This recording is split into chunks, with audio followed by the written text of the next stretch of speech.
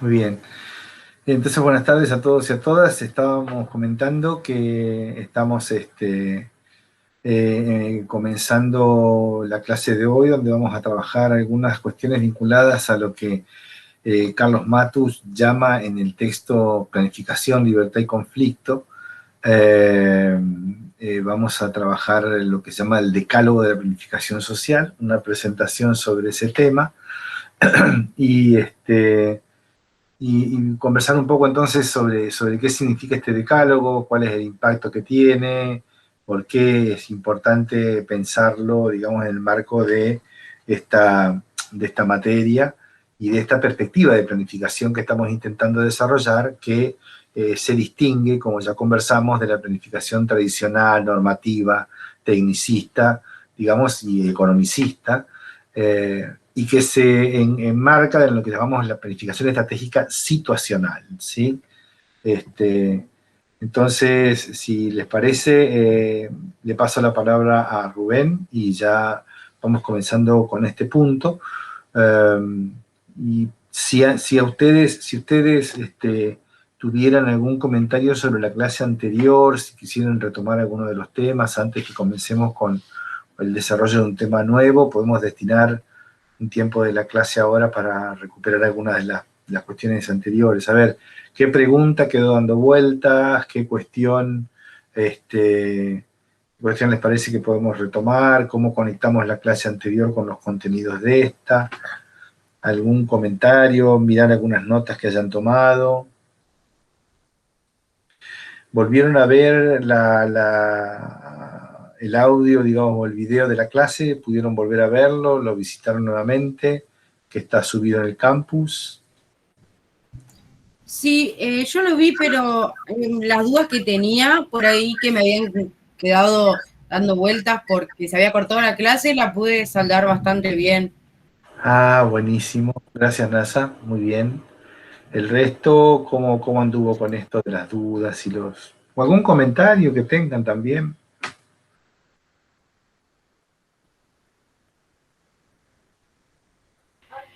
En mi caso, por ahí yo no estuve presente, digamos, pero el hecho de poder volver a verlas grabadas después, poder parar, pensar, buscar, eso te facilita muchísimo en relación digamos, a la presencialidad, donde pasa una vez y ya está, digamos. Sí. Esa es una de las grandes ventajas, queda el registro y se puede ver una y dos y tres y cuatro veces y siempre es interesante. Eso ha sido un salto cualitativo de este tránsito tan complejo, ¿verdad? Así que bueno. Yo tengo una duda. Por favor. Las tres funciones de planificación que habla Juan Martín, ¿cuáles serían el limpio? Sí. Solamente nombrarlas. La prospectiva es una, ¿verdad? Que es los estudios de futuro.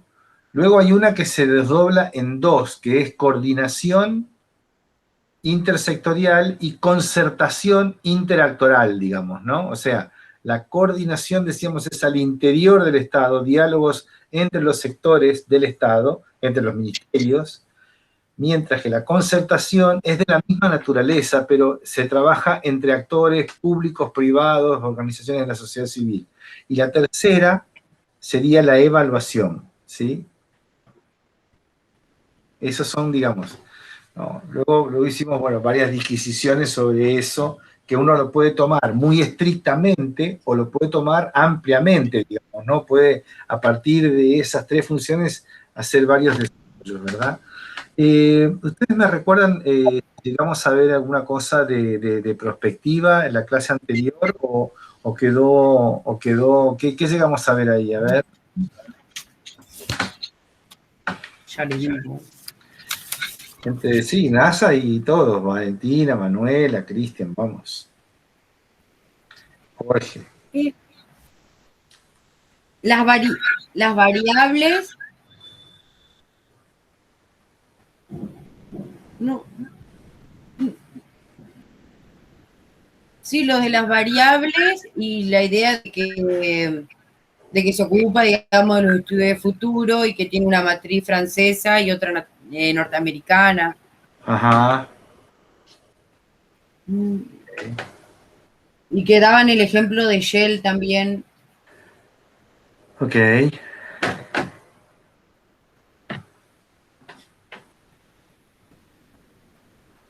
Gracias, NASA.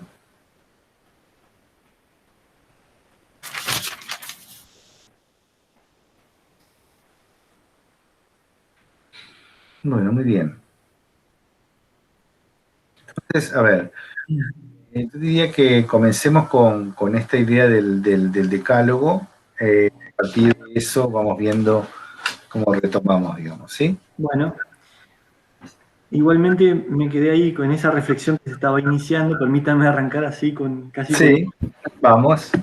porque digo los estudios de futuro para que, si bien hubo referencias concretas históricas que trajo Mario, podríamos animarnos a pensar un poco quiénes son hoy los grandes actores mundiales globales que están pensando el futuro, ¿no? Entonces, se me venía a la mente, nada, algunos documentales o noticias que uno está dando respecto de quiénes están pensando sobre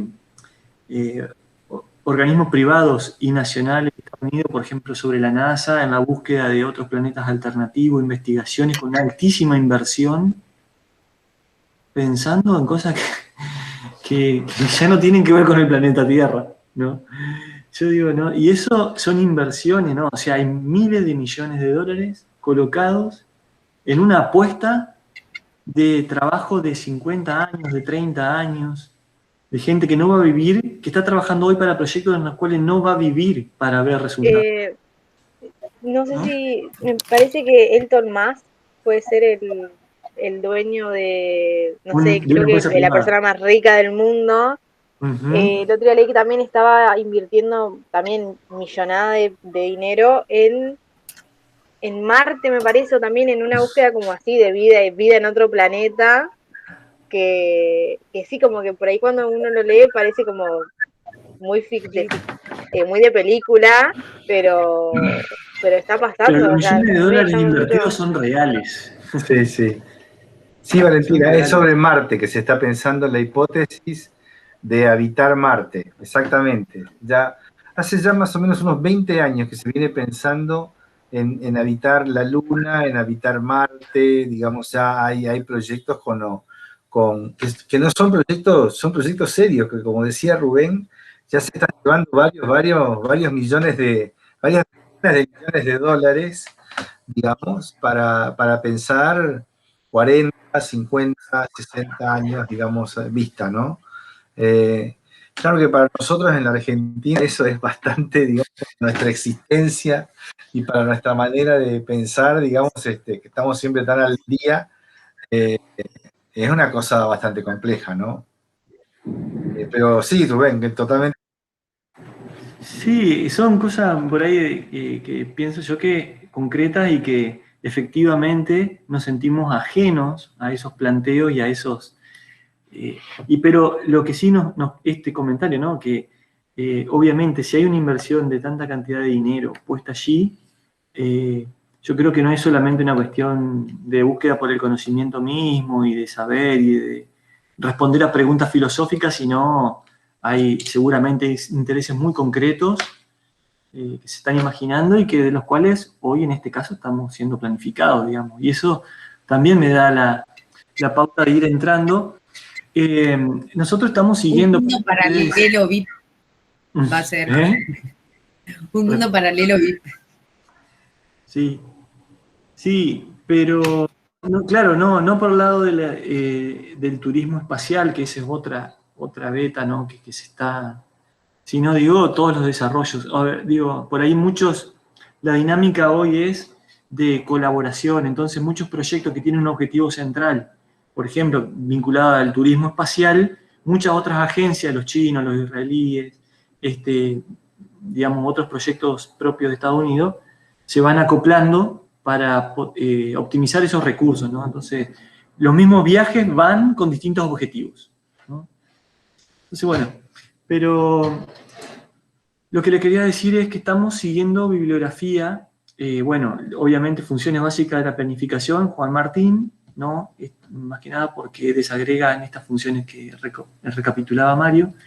Y ahora en este momento, para mirar un poco el decálogo de la planificación situacional, estratégica situacional, y algunos otros temas vinculados que veremos si los alcanzamos a desarrollar hoy, que tiene que ver también con las rupturas epistemológicas, estamos siguiendo el texto de Carlos Matus, Planificación, Libertad y Conflicto.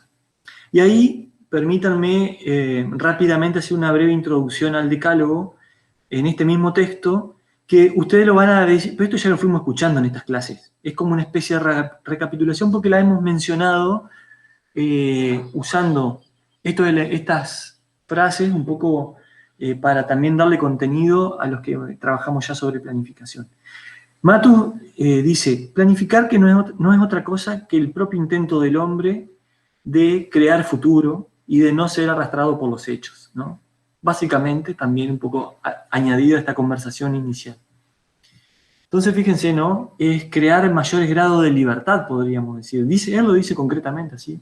Es una forma, la planificación es una herramienta que tiene el hombre para crear mayores grados de libertad, como intento de crear su futuro, no ser arrastrado por los hechos.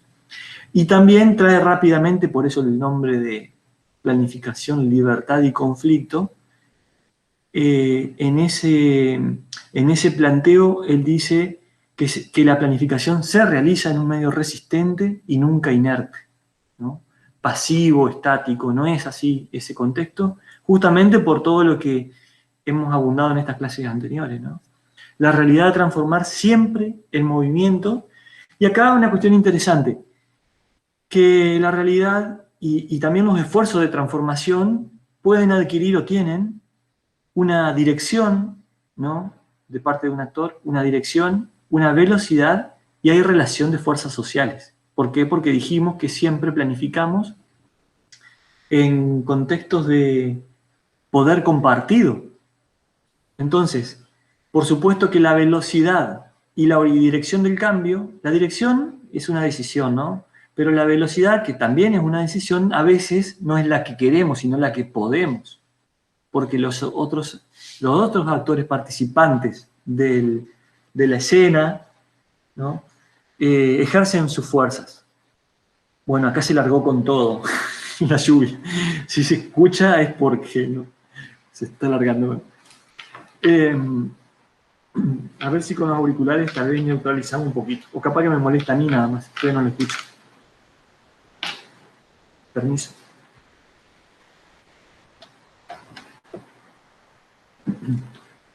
No estamos escuchando un ruido ambiente que interfiera, Rubén, ¿eh? Perfecto. No. Perfecto. Uno lo escucha y piensa que sale. Perfecto, sí. Okay. Pero tal vez a vos te sirve ponerte los auriculares para no escuchar el ruido externo, eso sí. Ahí va.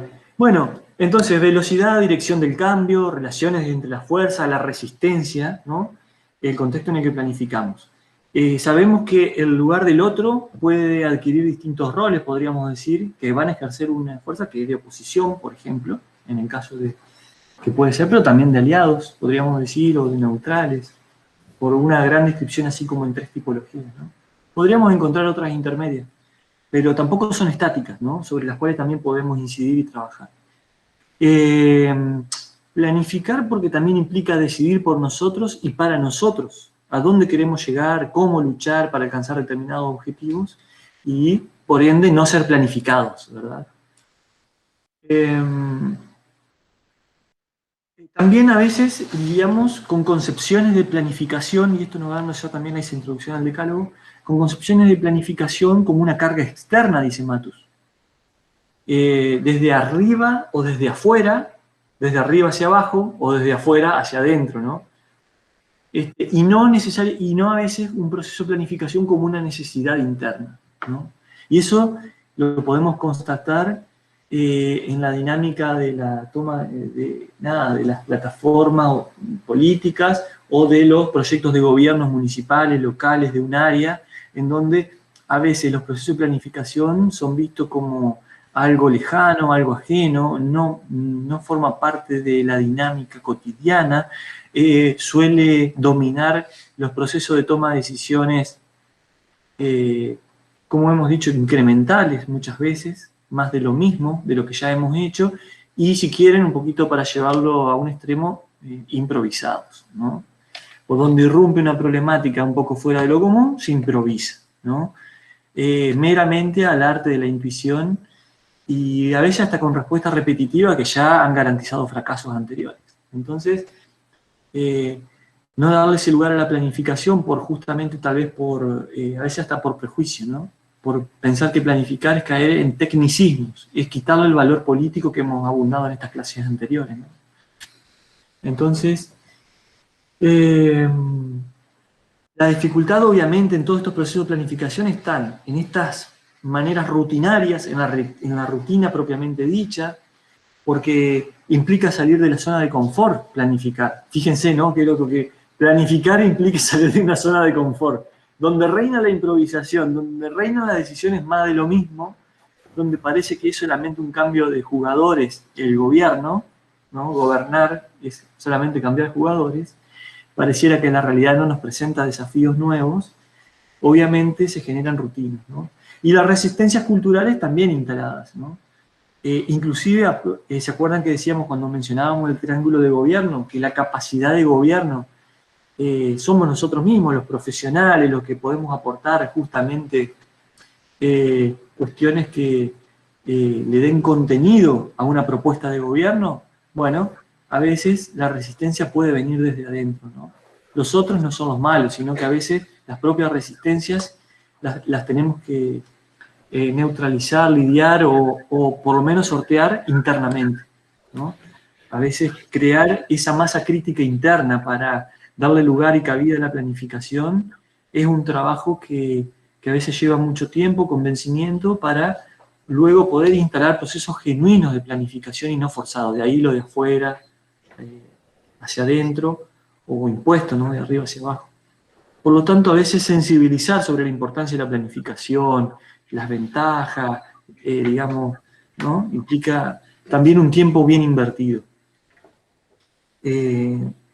Luego, por supuesto, la salida de la zona de confort implica romper con la comodidad, romper con el temor al cambio y, nada, finalmente, por ahí decir que recordar que esta planificación situacional, como lo plantea Matus en esta introducción, dice, se refiere al arte de gobernar en poder compartido, digamos, y eso implica darle el lugar que tiene compartir el poder, ser consciente de la incompletud, de la incapacidad de controlar la realidad en su totalidad, de colocar objetivos que se entiendan, pueden ser ambiciosos en el sentido de cierto norte, a ver, ambiciosos pero posibles, ambiciosos pero realizables.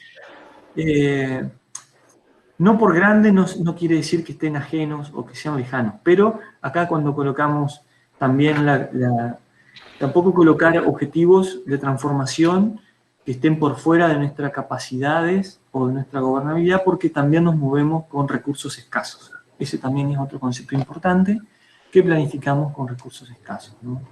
Y que a veces no tenemos el control de todos esos recursos, que a veces no es necesario tenerlo, pero sí tener el teléfono y la cercanía con el que lo tiene, ¿no? Dicho de esa forma. Entonces, podríamos decir que planificar también tiene que ver con la complejidad técnica de un cálculo situacional, concepto re importante. Matus va a hablar de cálculo situacional. Esa es la forma de entender, entre medios y fines, podríamos decir, ¿no? Medios, o sea, recursos, y fines, objetivos, por eso lo de dirección. Y él la define la planificación como un cálculo que precede y preside la acción. Y el precede es súper importante porque precederla significa, le da lugar a todo este proceso de pensamiento y reflexión, si quieren, previo, de toma de decisiones, de búsqueda de alianzas, de una evaluación de análisis situacional realista, ¿no? Complejo, completo, y presidir la acción porque justamente el proceso de planificación va gobernando, va guiando lo planificado, pero también los reajustes necesarios en el día a día, ¿no? Eso precede y preside la acción, es una frase de esas de anotar en el cuadernito, ¿no? Si quieres planificar, bueno, el proceso de planificación precede y preside la acción,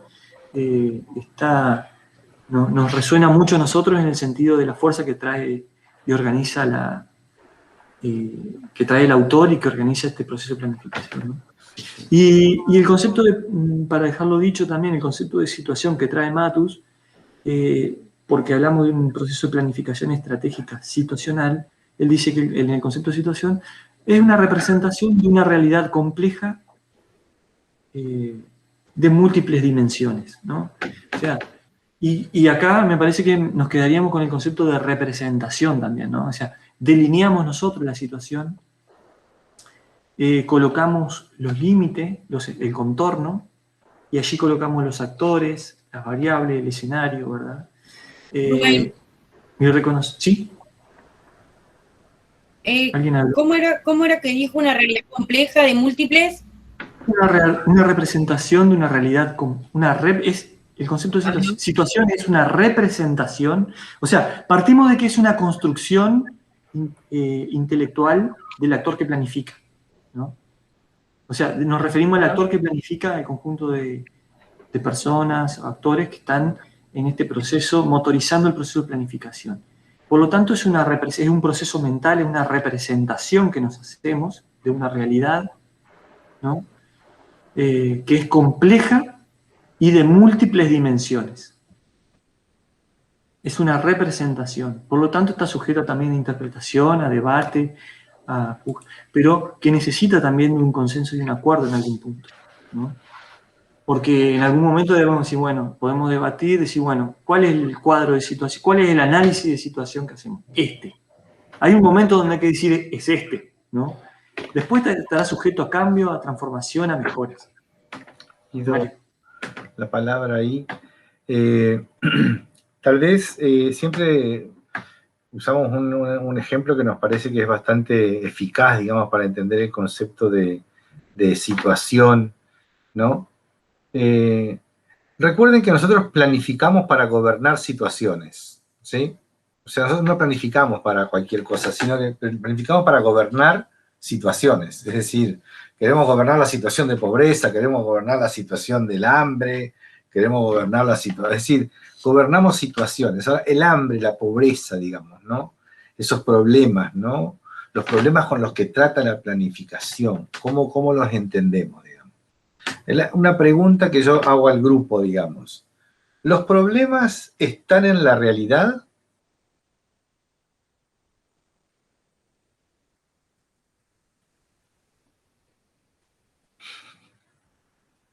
Pasa que hay muchas... Los problemas son una construcción. A ver, vamos de a uno. Valentina, ¿qué decías? Yo entiendo que en realidades hay muchas. Digo, a uno le afectan determinados problemas porque están en su realidad. Digo, la pobreza, no sé si a todo el mundo le afecta la pobreza. La pobreza es el que está viviendo en esa realidad. Ok. ¿Y Cristian qué decía? No, yo digo que, o sea, los problemas son una construcción que hacemos para dar solución después a eso.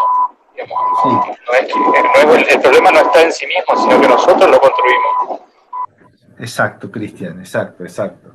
Pero hay veces que las percepciones son más fuertes que los hechos, digamos, ¿no? Bueno, pero está, ok, percepciones y hechos, ¿sí? NASA. No, que por ahí, o sea, capaz que no es directo que te afecta, sino puede afectarte indirectamente, por así decirlo. El ejemplo de Vale de la pobreza, capaz que a mí no me afecta la pobreza, pero como país sí, indirectamente hay un montón de personas que sí le afecta, y más allá de eso, en algún punto va a influir en un montón de cosas que pasan por mí, digamos. Sí, y si vas andando por un cordón urbano donde hay una protesta social un poco fuerte y con gestos de violencia y te rompen el vidrio y te cae una piedra dentro del auto y te golpea y te hiere, te va a afectar la pobreza. Hay miles de maneras, por eso, digamos, a ver, el tema está en que los problemas no existen en la realidad por sí mismos. Hay una construcción del problema, ¿ok? Hay una construcción del problema, como bien decía Cristian. Por eso decimos que nosotros hablamos de las políticas públicas, se estructuran sobre cuestiones socialmente problematizadas.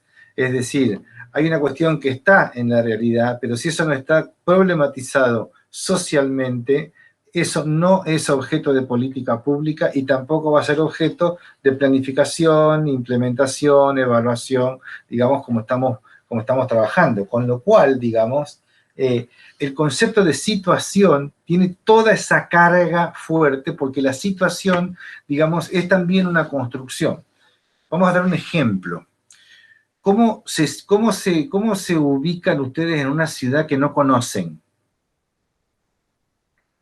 Llegan a una ciudad que no conocen y tienen que ir hasta algún lugar de la ciudad. ¿Cómo hacen? GPS. ¿Por GPS? Por GPS. Google Maps. Google Maps, perfecto. Preguntamos a alguien ahí de local. Se pregunta. Ok, ¿quién construyó? A ver, lo que está en el Google Maps en el celular, ¿sí? ¿Es la ciudad? Es una representación de la ciudad. Ay, vamos, Valentina. Y entonces, bien, lo que está en el Google Maps es una representación de la sociedad construida por algún fulano, digamos, que hizo que se te transmitiera a través del GPS, a través de un satélite, que nunca nos enteramos, que a través de un satélite se configura el mapa y se configura el punto donde estás vos. Y ahí pones, digamos, un punto de referencia. Y el punto de referencia para ubicarte es donde vos querés ir o donde vos estás parado o parada.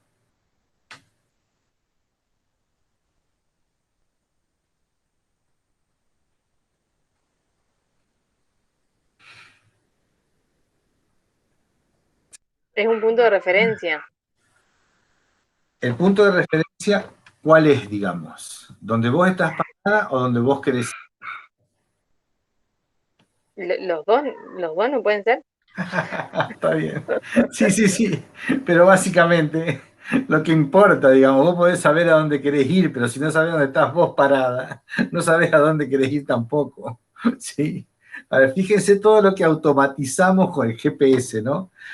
Esta idea de situación es una representación. El GPS es una representación de la realidad, que va haciendo, digamos, una compaginación entre la representación y el mundo real. Si el GPS está equivocado, no vas a llegar al punto de llegar a la dirección que pusiste, ¿sí? Tiene que haber una correlación exacta entre lo que dice el GPS, la información que transmite el satélite y dónde vos estás caminando para llegar al punto que querés llegar. Con la planificación pasa lo mismo. Si la representación no funciona, si el análisis situacional es una porquería, no tenemos GPS ni tenemos mapa, ¿ok? Entonces, ese es el concepto de situación. El concepto de situación es un mapa que se construye y se construye entre múltiples actores que están involucrados en el problema o en la situación de que se trate, ¿sí? Por eso, como bien decía Rubén, la situación es una representación de múltiples determinaciones y es una representación que además es diferente para los diferentes actores según el posicionamiento que esos actores tengan en la situación. Todo el momento de análisis explicativo, de análisis de situación y de investigación de problemas es la construcción social, colectiva, de la problematización de una agenda pública. Si no, ¿para qué existe la agenda setting? Si no, ¿para qué hacemos, digamos, la discusión de los problemas que la sociedad pone sobre el tapete? ¿Sí? Agenda pública es nada más y nada menos que la problematización de problemas que son socialmente valorados como problemas, que son colocados por la sociedad como problemas y que entonces hay, digamos, diferentes sectores, la prensa, los actores políticos, los actores sociales, los actores, digamos, directamente afectados, instalan como objeto / sujeto de una política pública, de una planificación, ¿sí?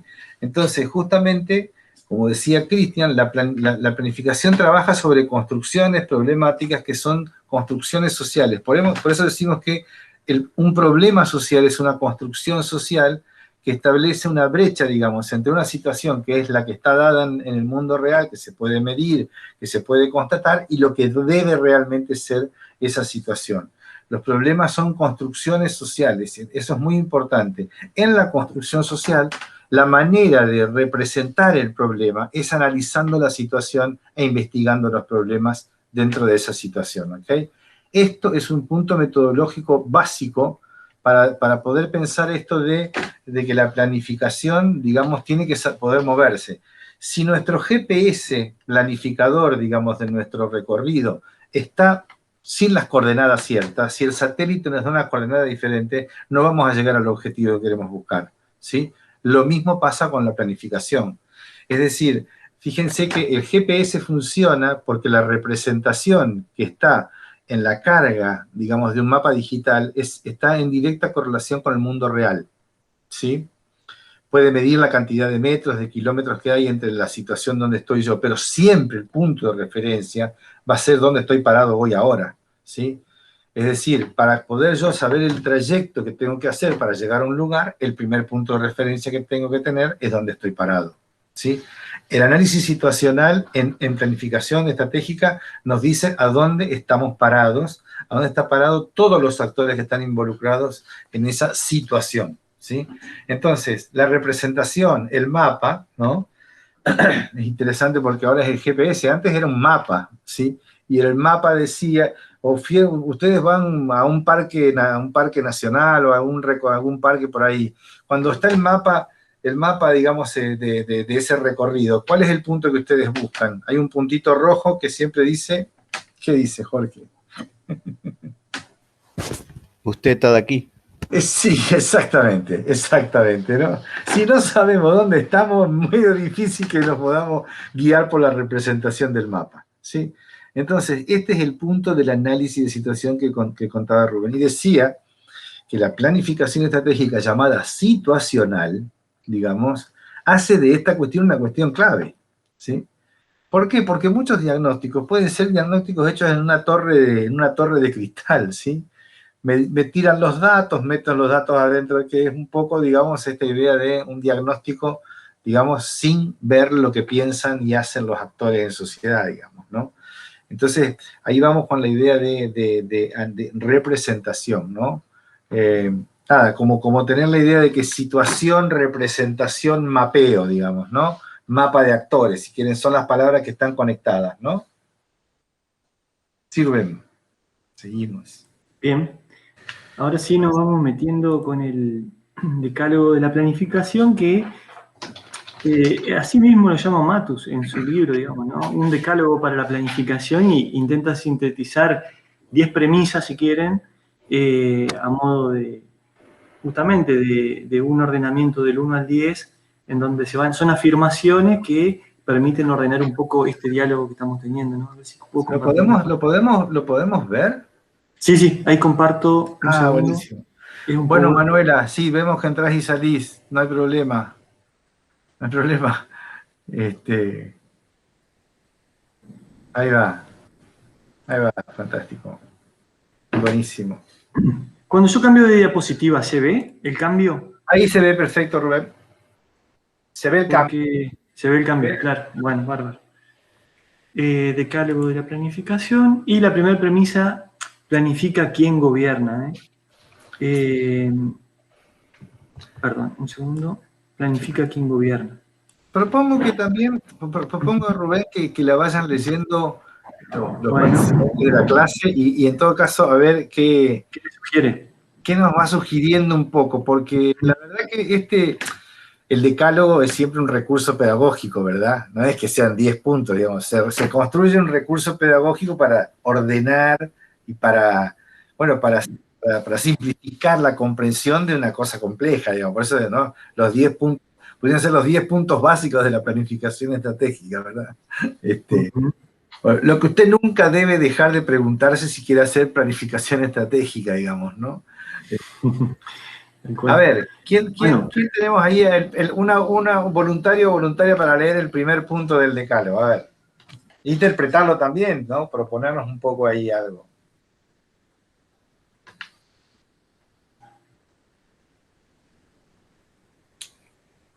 De a uno o una, por favor. No se atropellen, por favor. Superpongan.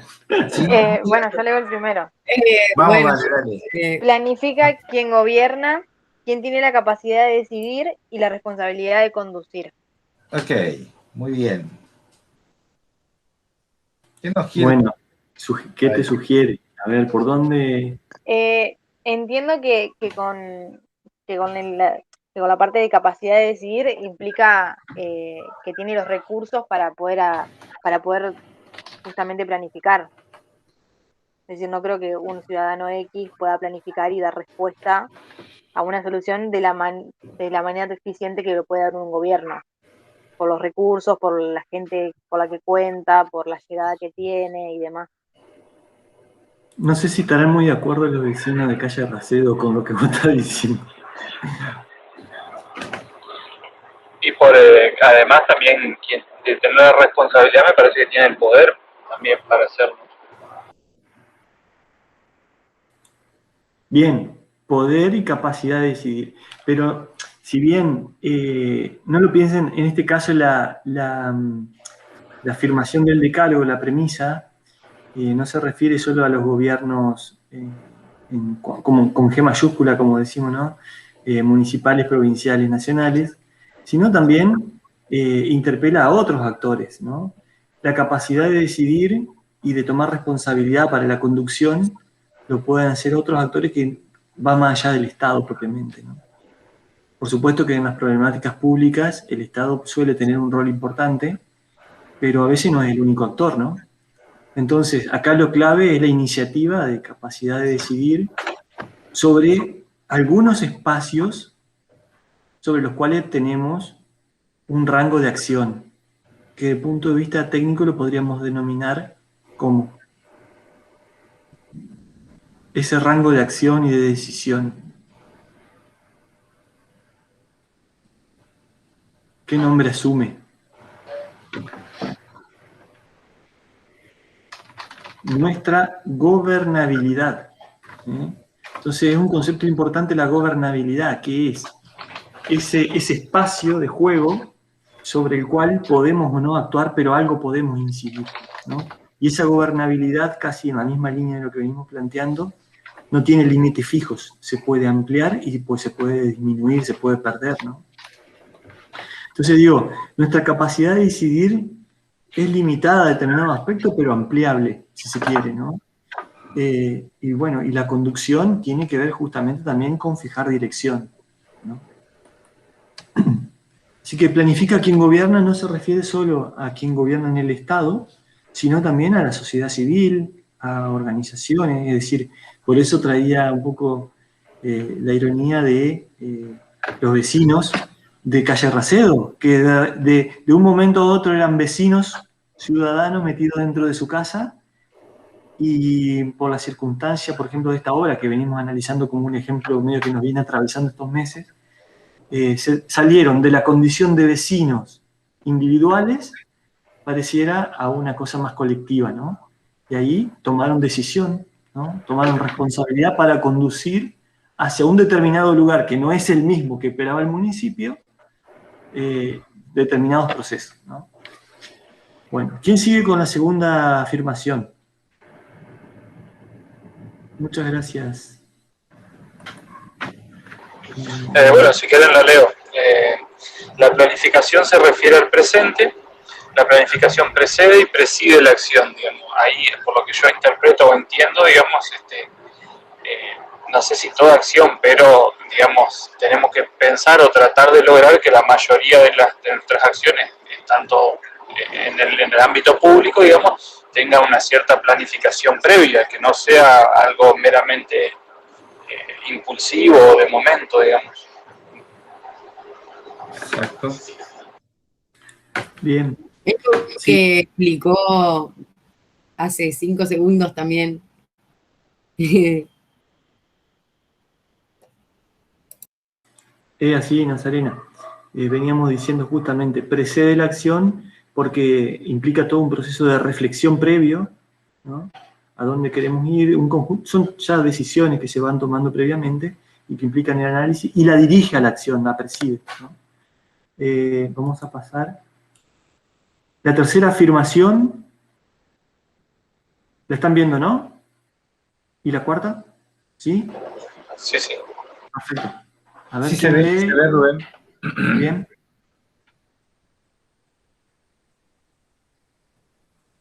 Si no les sugiere nada, también lo pueden decir.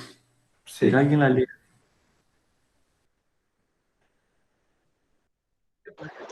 Obviamente que sugiere un montón ahí cuando hablas de 4 momentos, ya ahí adentro de ese paréntesis hay un montón, me parece. Totalmente. Hay 4 unidades o 3 unidades del programa. Sí. Nuestro programa Sí. de cátedra tiene 3 unidades que refiere a esa frase, a ese paréntesis. Exacto. Bueno, la planificación exige siempre un cálculo situacional complejo. Lo comentó Mario con detalle recién.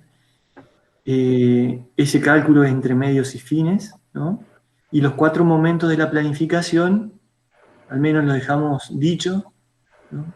Momento explicativo para Matus, después tenemos otros autores que lo desagregan en otros momentos, pero para Matus un momento explicativo, es decir, preguntas concretas que dicen qué está pasando, por qué está pasando, lo que está pasando, ¿no? Por quiénes está pasando. Un momento normativo, que podríamos decir del deber ser, cómo queremos que las cosas sean, cómo deberían ser las cosas. Una como son, la otra como deberían ser. Un momento estratégico, en donde allí intentamos hacerlo viable a nuestro plan, buscar la viabilidad, sortear obstáculos, mirar los escenarios, mirar los actores, hacer las alianzas, ¿no? En base a todos estos conceptos que venimos desarrollando. Y un momento táctico, ¿no? Operativo, de puesta en marcha, ahí se preside la acción, ¿no? Fíjate, ¿no? 3 momentos que hablan de que precede la acción. 3 momentos que tienen que ver con básicamente una gran reflexión, ¿no? Y uno que, el último, finalmente, no porque sean etapas, sino porque lo contamos de esta forma, que tiene que ver con la implementación, con la puesta en acto de todo aquello que estuvimos planificando. Pasamos al cuarto. Un comentario. Sí, Jorge. No, ahí para sumar en la explicación, los 3 momentos primeros serían dónde estamos y hacia dónde queremos ir, y el cuarto momento sería la implementación de esa idea, digamos. Sí, te digo, a ver, para hacer la planificación tradicional, armaba un diagnóstico y armaba un libro plan, y se terminaba la planificación, se le entregaban a un político, a un ejecutor, ¿sí? Lo que nosotros estamos diciendo que es un cálculo situacional complejo, porque no es un diagnóstico, sino que es un análisis de situación, ¿no? Y una investigación de problemas, esta es la cuestión de explicar qué pasa en esa representación de la realidad. Luego pensar el momento normativo, que tiene un momento más objetivo y un momento más subjetivo. La programación es básicamente la cuestión normativa. Armar un programa social, ¿verdad? Dentro de un plano, varios programas. Y esto es lo estratégico, que es ya ver cómo esta cuestión va a empezar a jugar dentro de los actores y cómo están ya jugando los actores. Y esto no estaba en la planificación tradicional, ¿sí? El momento estratégico lo agrega Matus y dice, sin pensar lo estratégico es muy difícil moverse. Y es generalmente lo que pone en juego la idea de, digamos, la construcción de viabilidad, ¿sí? Y ahí esto ya es un elemento, digamos, diferenciador de la planificación tradicional, porque está pensando la implementación en acto, ¿sí? Es decir, ¿qué va a pasar con los actores cuando yo empiece a trabajar? Y el momento táctico operacional es ya sobre el sistema de la actuación en sí misma, que arma un sistema de información para ver qué es lo que está pasando, ¿sí? ¿Viste lo que están haciendo con el seguimiento de toda la información que se hace de los testeos, de la vacunación, de los casos, de todo eso se llama sala de situación y es todo táctico operacional? Lo que está pasando ahí está organizando arriba las decisiones, ¿sí? Para gobernar la crisis, para gobernar la cuestión de la pandemia, el sistema de información en el despliegue táctico operacional es lo que alimenta la toma de decisiones. Cambien el análisis de situación, cambian las cosas, entonces tiene que cambiar el deber ser. Ahí cerramos, ¿no? En esto de la pandemia estamos viendo claramente. Resulta que lo que era válido hoy como norma, mañana puede no serlo. ¿Por qué? Porque el sistema de información te retroalimentó y te mostró una realidad diferente, ¿sí? Y eso te cambió la situación, ¿sí? Entonces ahí hay un ejemplo bien dinámico. Por eso Matus dice, cálculo situacional complejo. ¿Qué tenemos que hacer? Honrar la complejidad de lo real. No se puede simplificar la realidad. Al contrario, digamos, ¿no? Para honrar la complejidad hay varios momentos metodológicos para analizar. Y por eso esto te anticipa lo que se llama la caja de herramientas de la planificación estratégica, ¿verdad? ¿Sí? Que no ofrece solamente una receta, una etapa 1, etapa 2, etapa 3, sino que es un cálculo situacional complejo. Y quiere decir que los otros también tienen planes. O sea, Alberto tiene planes para pensar la pandemia, Larreta tiene planes, Kicillof tiene planes, la gente tiene planes, digamos, ¿no? Los comerciantes tienen planes, y toda esa conjunción forma parte del cálculo situacional complejo en la toma de decisiones, ¿sí? A eso se refiere esto. Y esto está muy conectado, el ejemplo trae eso que sigue ahora después, digamos, ¿no? El punto 4, fíjense.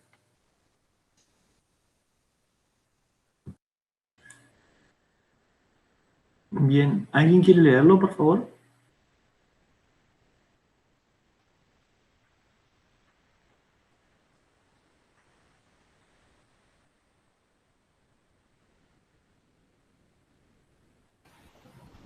Bueno, ahí lo leo. La planificación se refiere a oportunidades y problemas reales, un conjunto de operaciones que enfrentarán un conjunto de problemas y buscarán aprovechar un conjunto de oportunidades. Alejamiento de la idea de diagnóstico, una realidad, una verdad. La realidad explicada desde diferentes posiciones y puntos de vista. La explicación del otro es parte de la realidad que debo explicar de la situación. Perdón, fíjense cómo nos vamos adentrando un poco a esta gran diferenciación que presenta Mario inicialmente de diagnóstico y análisis de situación. O sea, claramente, ¿no? Empieza como el análisis de situación nos muestra, nos permite analizar los movimientos de los otros, versus esa concepción de diagnóstico como una foto que era una verdad, ¿verdad?, sobre la cual se diseñaba el proceso de planificación en ese modelo de planificación tradicional. Bueno, vamos a pasar a la afirmación número 5. La planificación es inseparable de la gerencia. La única forma que la planificación funcione es que responda a la necesidad de quien conduce gerencia, ¿no? Articulación entre planificación operacional y directiva y la forma de organizar la acción. Es decir, justamente este enfoque de planificación viene a evitar esa escisión, esa división tajante existente entre los planificadores y los ejecutores, como decía Mario, o los implementadores, ¿no? Sino que el proceso de planificación necesariamente desde el momento inicial debe formar parte de quienes tienen la capacidad de decidir, por lo tanto, digamos, desalentamos estos procesos que no vienen de la mano de la iniciativa de los actores involucrados que tienen esa cuota de poder que estamos hablando, ¿no? Es decir, cuántas veces, pensando en ejemplos, ¿no?, de las tareas como profesionales en distintos ámbitos de los ministerios, qué sé yo, pienso en el Ministerio de Desarrollo Social de la Nación, la Secretaría en la CENAF, en la Secretaría Nacional de Niñez, cuántas a veces iniciativas solitarias que van teniendo los equipos, que luego, por no haber sido justamente dialogadas, acordadas y trabajadas con los decisores en todo caso acá como funcionarios de gobierno, generan todo un movimiento de un esfuerzo y una dirección de recursos a pensar que después finalmente terminan en frustración y desaliento, ¿no? Entonces, esa separación justamente hay que trabajarla desde el momento 1 para que no sea tal, sino para que en todo caso los decisores estén informados, en todo momento vayan avalando el proceso de planificación, ¿verdad? Obviamente en el trabajo técnico no significa que el trabajo técnico diario cotidiano tienen que estar participando en el 100% de las actividades, pero sí es importante que a determinado nivel de avance de trabajo técnico interno de un equipo, quienes les toca los políticos, los funcionarios, que para quienes estamos desarrollando los proyectos, encuentren instancias generadas de información para ir haciendo avances graduales con consenso. ¿Se entiende? Esto es importante, me parece, como una forma práctica de decir cómo estamos uniendo estos dos planos, ¿no? La técnica y la política. A ver, ¿quién sigue con el punto 6? La afirmación número 6. Nos quedan 4 más.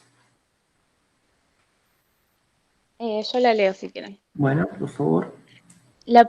Perdona el ruido ambiente, estamos No. todos con la tormenta. La planificación situacional es por definición necesariamente política. Sistematización más arte, experiencia e intuición. ¿Y qué te dice esto? A ver, ¿qué reflexión te trae? Y yo creo que con todo lo que hemos visto en las clases, me trae a que el actor que pone necesariamente la orientación que va a tener la planificación es el que gobierna y tiene una ideología de lo que quiere llegar a construir. No sé si... ¿Y alguna de las tres?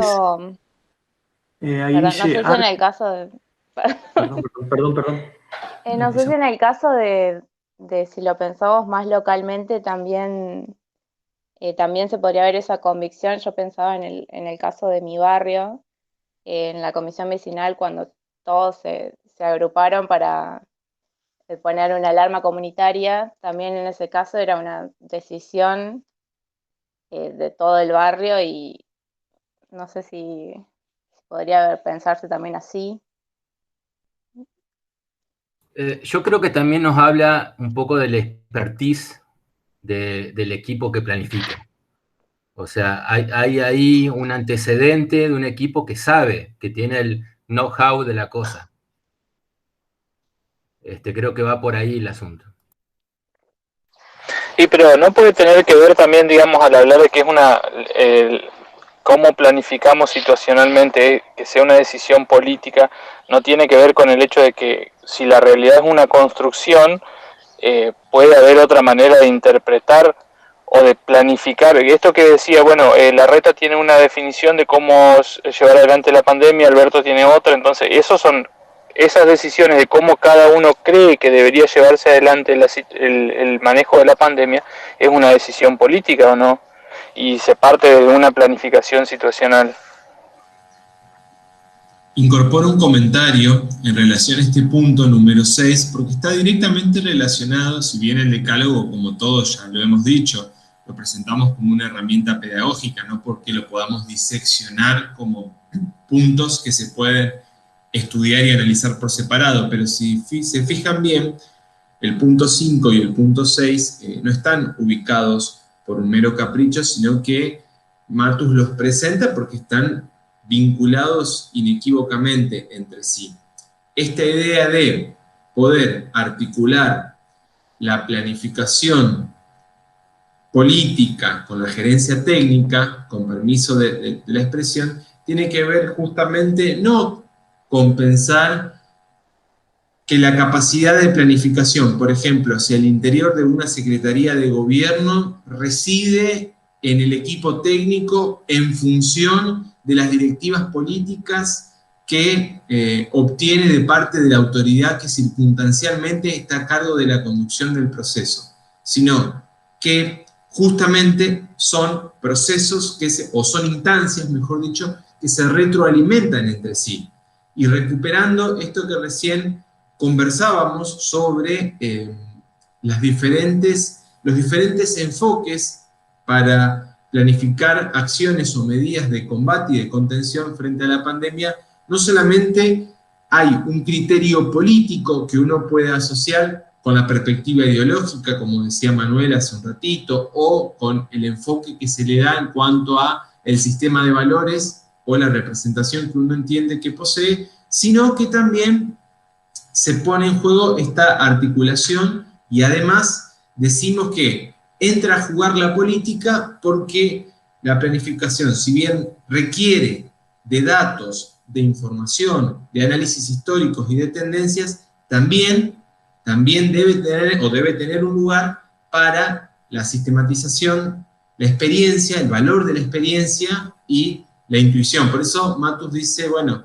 mezclamos arte, experiencia, intuición ¿no? Y generamos a partir de eso una mirada que busque abordar la multidimensionalidad, recuperando el concepto de situación que vimos cuando la clase comenzó. Bueno, ese concepto de situación para Matus va a estar incorporando la idea de multidimensionalidad de una realidad que entiende es eminentemente compleja. Entonces, todo el tiempo en este decálogo estamos intentando articular y complementar, digamos. Es a veces el desafío no solo en el quehacer cotidiano de la práctica, o sea, en el quehacer de la política pública, sino también, digamos, desde la forma en cómo lo pensamos, ¿no? Que podamos abrir la cabeza y nos imaginemos metodologías posibles para llevar una instancia de planificación con enfoque estratégico adelante. ¿Por qué habrá que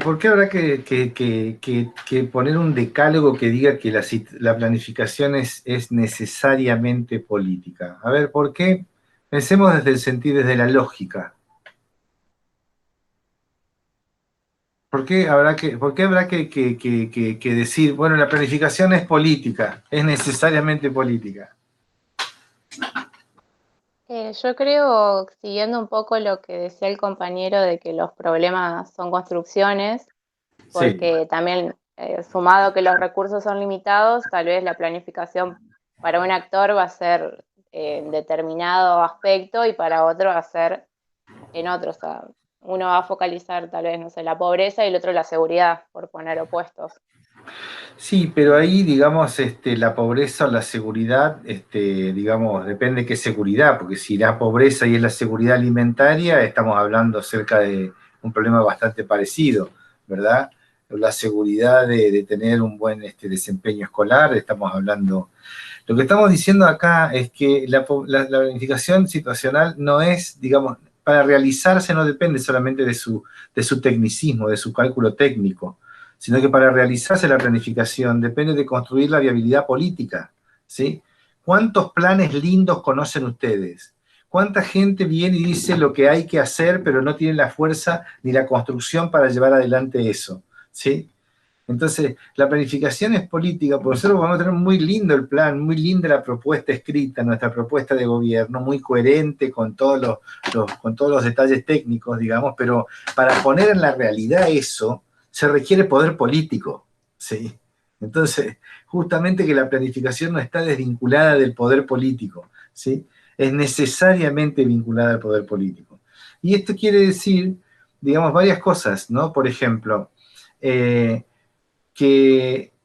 se conecta con lo anterior, digamos, ¿no? Se conecta con esta idea de que tenemos una idea de la dirección a la cual queremos cambiar. Por ejemplo, se puede deducir que de los actos de la gestión municipal de Paraná hay una dirección donde hay, digamos, una dirección fijada en la democracia participativa, en la democracia ciudadana y participativa en la toma de decisiones, o se puede deducir que hay un cierto rigor técnico que dice acá es necesario mejorar la circulación, por lo tanto lo que hacemos es tomamos una decisión porque tenemos el poder, ¿sí? Fíjense que ahí se está disputando el poder, ¿verdad? Entonces, hay un cálculo técnico, hay un cálculo racional, pero está la racionalidad, digamos, de la Secretaría de Planeamiento del municipio y su equipo, ¿sí? Y por el otro lado, la racionalidad de la ciudadanía. Es decir, son dos racionalidades que están en disputa política y ambos tienen fundamentos técnicos, pero finalmente esos fundamentos técnicos sin la disputa política tampoco son, digamos, implementables o son realizables, ¿ok? Entonces hay una relación entre la técnica y la política, el arte, la experiencia y la intuición es fundamental y eso valoriza mucho porque en general los planificadores, y ya les va a pasar a ustedes, le van a echar la culpa a la política cuando no se realizan los planes, ¿sí? ¿Sí? Van a decir que el plan era bueno, pero ¿qué pasa? Te lo agarran los políticos y te lo ensucian, ¿sí? Eso es lo que dicen los planificadores, ¿no? Ustedes ven la gente que hace los intelectuales de los partidos políticos, ¿no? Dicen, bueno, pero acá, ¿viste? ¿Quién te lo va a llevar adelante a esto? ¿No? Yo coincido con, ¿no? Está lleno de eso en toda la historia de la política argentina, ¿sí? Bueno, entonces eso es un poco la cosa. El arte, la experiencia, la intuición, la medición política es una cosa fundamental.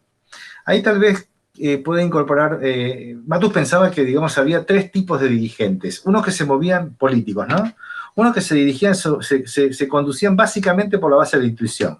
Esto podría ser, digamos, un intendente que tiene reconocimiento social, comunitario, y que se maneja por la intuición. Mira, yo creo que tenemos que ir por acá, digamos, ¿sí? Con poco cálculo técnico, y siempre está atendiendo el teléfono. ¿Qué precisás, querido? Sí, ya te mando. Sí, sí, hola, hola. ¿Qué? Bueno, ¿no? Esta cosa de, la cosa de esa cosa más intuitiva, por dónde va la cosa y voy llevándola, ¿sí? Luego hay algunos que contratan a un técnico para que los ayude un poco, ¿sí? Y entonces ahí tenés, digamos, la decisión, esta cosa inmediatista, intuitiva, eso es el inmediatismo político, ¿sí? Es decir, gobernar sin tener en cuenta el mediano y el largo plazo, ¿sí? Luego tenemos, digamos, algunos equipos de gobierno que están trabajando con las respuestas inmediatas, pero están pensando en el mediano plazo y en el largo plazo y están viendo la complejidad de lo social en sus múltiples dimensiones. Ese es el planificador estratégico, decía Matos, ¿sí? Ese es el político que piensa con estrategia, digamos, ¿no? Que piensa no solamente la respuesta inmediata, sino también los problemas en el mediano y en el largo plazo, ¿sí?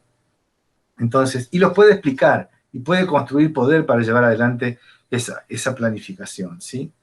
Entonces, fíjense, todo eso está, esto lo vamos a ir viendo a lo largo de estas 3 o 4 unidades metodológicas, como decía Rubén, que van a ser el despliegue del decálogo, ¿verdad? Por eso es tan importante este decálogo en términos de una base sintética, digamos, para poder tener idea por dónde va a ir el camino, la ruta crítica de la materia, ¿sí?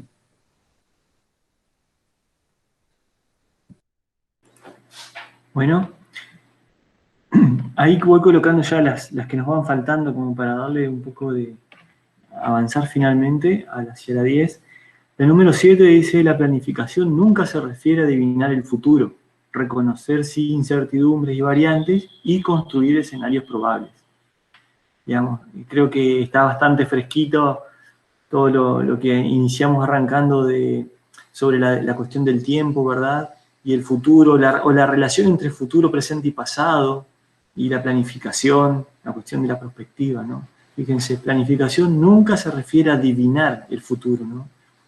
El concepto de predecir no es lejano un poco a esto de la mirada de la planificación, aunque reconocemos que suele ser un mito o una expectativa que suele haber respecto de la planificación, ¿no? Así que sí, la previsión, si quieren, y el análisis, obviamente, un conocimiento profundo del pasado, un buen análisis del presente nos permite establecer tendencias. Por lo tanto, uno puede, digamos, tiene elementos para construir escenarios probables, como dice ahí, ¿no? Reconocer incertidumbres y variantes, bueno, esto forma parte ya del contexto en el cual nos movemos. El número 8 dice, el plan es modular, ¿no? Compuesto por unidades que pueden agregarse, dimensionarse, combinarse de distintas maneras. Y yo creo que ahí también que lo del plan modular y lo del concepto de operación que aparece aquí, dice, como aplicación de recursos o insumos a la producción de un resultado que altera o modifica una situación, ¿no? Ahí también está aclarado que es modular. Se adapta a cambios en el cálculo inicial y trabaja la rigidez, el concepto entre rigidez y flexibilidad, ¿no?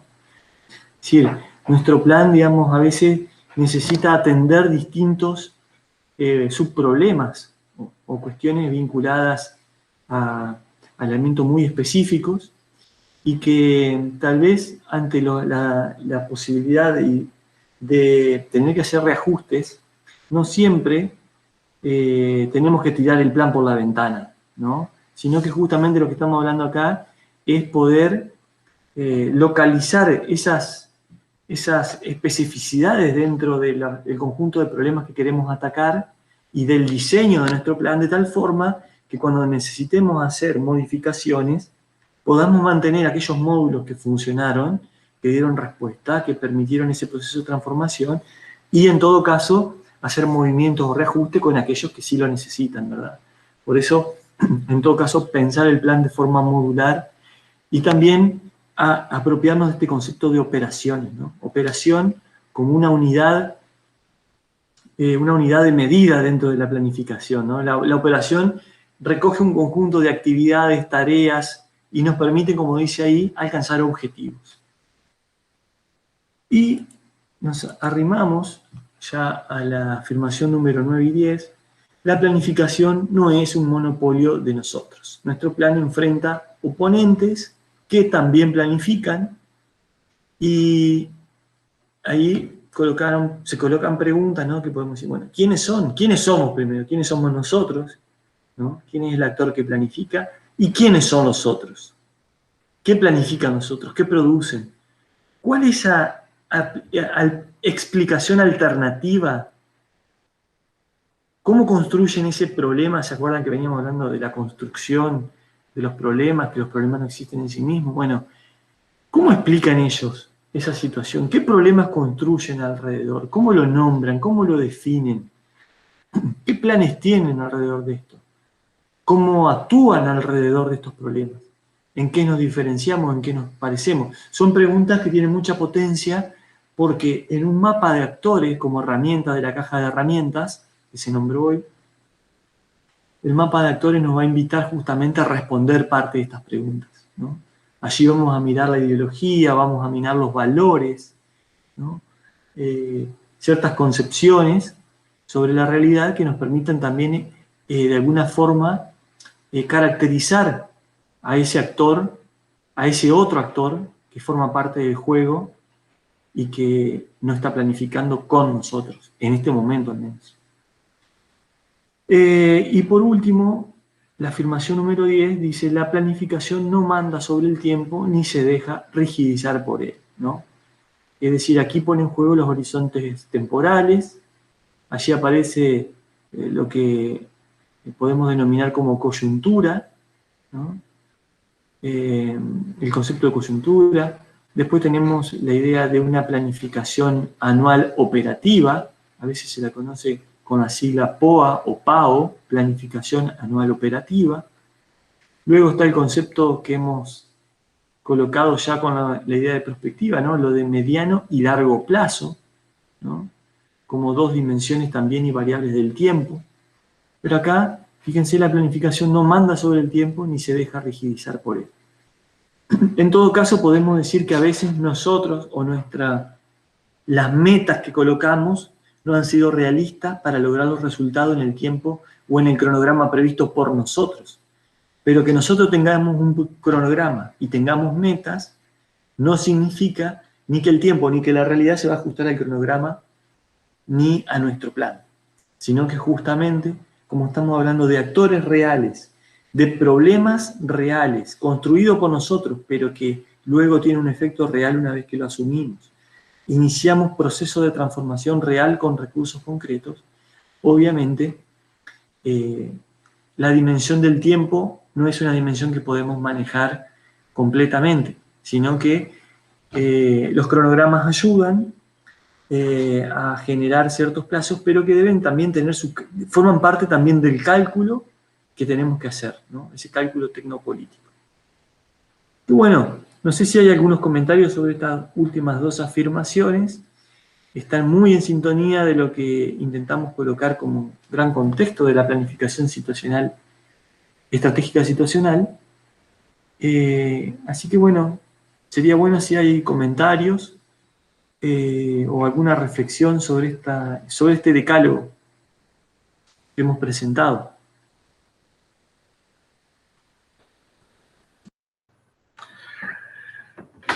Muy bien. Bueno, queda presentado, creo que si no hay algunos comentarios, yo quisiera rápidamente hacer una pasada por lo que llamamos en la unidad 2 las rupturas epistemológicas de la planificación social, que justamente establecen un punto de comparación entre la planificación estratégica tradicional y la planificación normativa. Un segundo, por favor.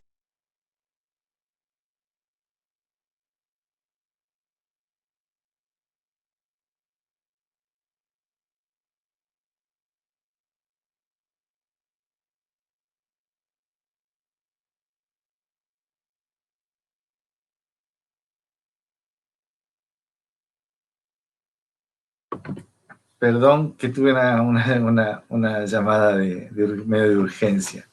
A ver, si les parece, hacemos una presentación, vuelo de pájaro, de las rupturas epistemológicas, y los invitamos a leer los textos que están en la unidad 2. ¿Sí? Ahí tienen ustedes el texto del Adiós, señor presidente, y tienen el capítulo 2, ¿sí? De Mario Rovere, con el tema de las rupturas epistemológicas en planificación social. Digo vuelo de pájaro porque vamos a hacer una recorrida básicamente en las 4 grandes rupturas de este tema, y entonces quisiéramos dejarlos planteados, así ya les dejamos también abierto el PowerPoint correspondiente a las rupturas epistemológicas en el campus, en la unidad 2, y ya nos vamos, bueno, ya tienen que leer Planificación, Libertad y Conflicto de entrada, ¿no? Está dicho, no tenemos que repetirlo. Y también en Adiós, señor presidente, las rupturas, los quiebres epistemológicos, lo que llama Matus el desmontaje epistemológico, y para eso, digamos, me voy a guiar por una presentación que también voy a compartir aquí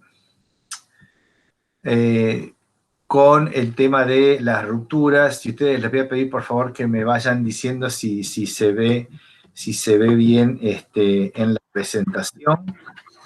Ahí se ve. A ver, ¿está el cambio, Mario? A ver, un segundo. A ver, ahí estamos. Ahí está. Sí, cambia, perfecto. Muy bien. A ver, ahora pedimos, a ver, un ejercicio de concentración, digamos. Cuando hablamos de rupturas epistemológicas, ¿no? Las rupturas epistemológicas tienen que ver con los enfoques teóricos y los enfoques prácticos de la planificación, ¿sí? En este sentido, lo que decimos es, la planificación, como ustedes saben, tuvo, digamos, en América Latina, esto que habíamos contado, hemos adelantado en las clases anteriores, durante la década del 60, un despliegue de espacios de gobierno, de ministerios de planificación, de secretarías de planificación, en salud, en educación, en infraestructura, ¿sí? Ministerios de planificación, digamos, que se generaron en esa época, y realmente ahí había un gran rasgo tecnicista y la idea de que, digamos, la planificación cambiaba las cosas de por sí misma. Luego vino en los 70 la crisis del petróleo, se desarmó el estado de bienestar, se desarmó la economía, luego vino la década de los 80, que fue la década de la deuda externa, digamos, los 70 fueron las décadas de las dictaduras, los 80 las épocas de la deuda externa y de la transición a la democracia, los 90, digamos, el embate a todo lo que sea el estado de bienestar, a todo lo que sea el Estado como organizador de la actividad económica a partir del neoliberalismo, y los 2000, digamos, entran a recuperar algunas de estas cosas de la planificación. ¿Cómo las recuperan? Las recuperan porque hubo rupturas, digamos, entre aquella planificación de los 60 y los 70 que llamamos planificación tradicional o normativa, ¿sí? Un enfoque tradicional y un enfoque estratégico. Quien promueve esta ruptura, digamos, ¿no? De toda la estructura teórica y metodológica de la planificación es Carlos Matus, y entonces vamos a ver que allí él va a trabajar sobre precisamente lo que llamamos los supuestos básicos subyacentes digamos, en un edificio teórico. Los supuestos básicos subyacentes son básicamente unas estructuras que están conformadas por valores, por percepciones fácticas, por paradigmas que nos hacen entender el mundo y movernos dentro de ese mundo de cierta manera, ¿sí?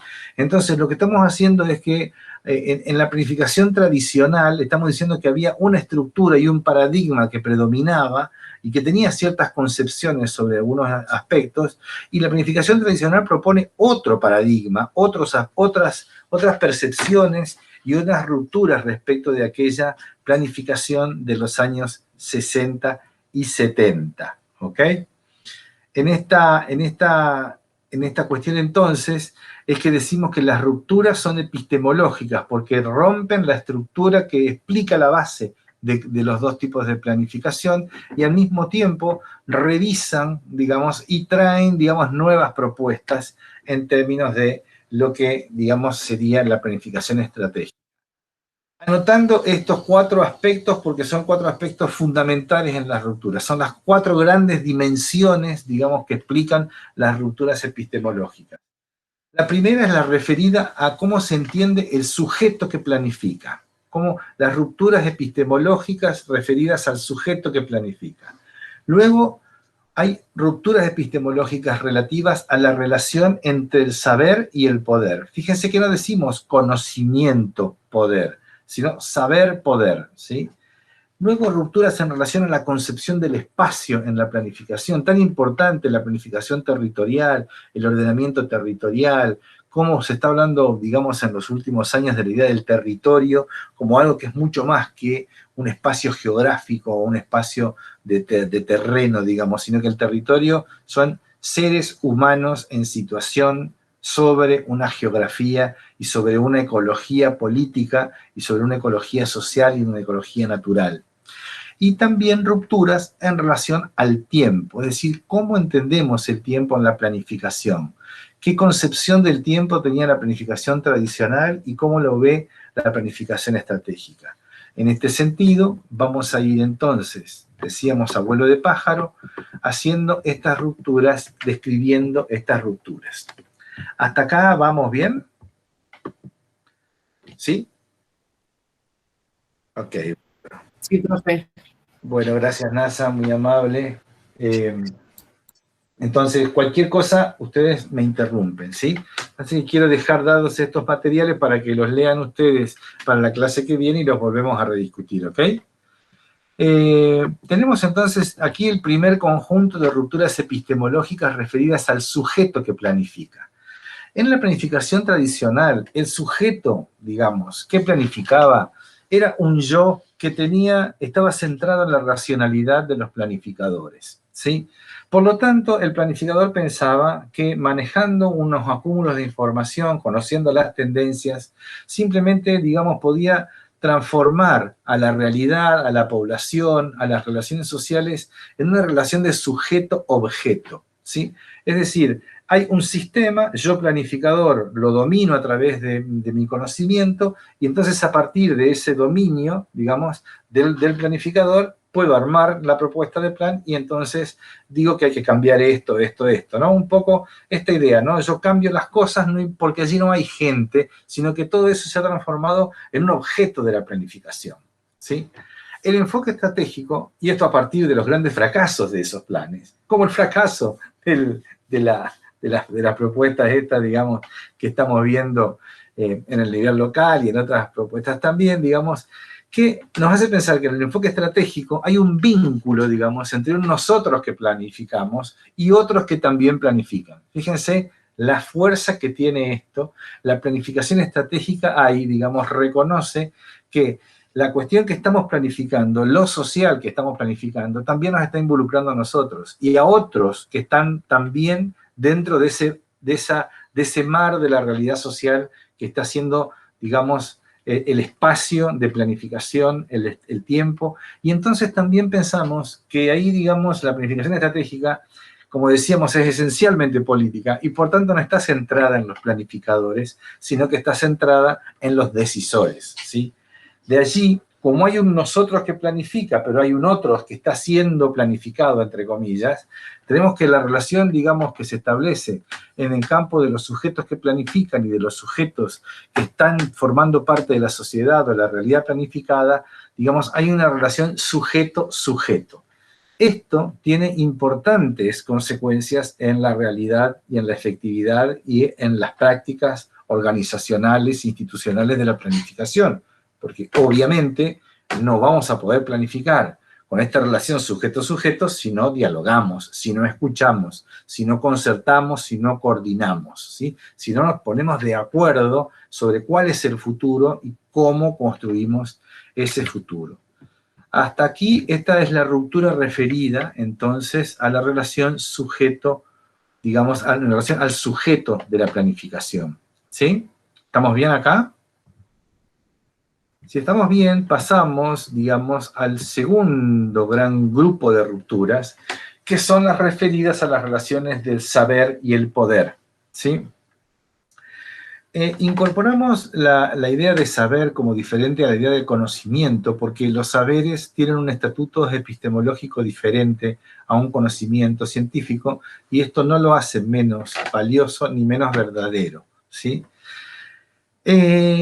¿Cómo se entiende el poder, digamos, en la planificación tradicional? El poder está centralizado en el sujeto que planifica y en el político que tiene que llevar adelante la planificación, ¿verdad? Fíjense cómo les va a ir sonando esto que vamos diciendo en lo tradicional y lo estratégico.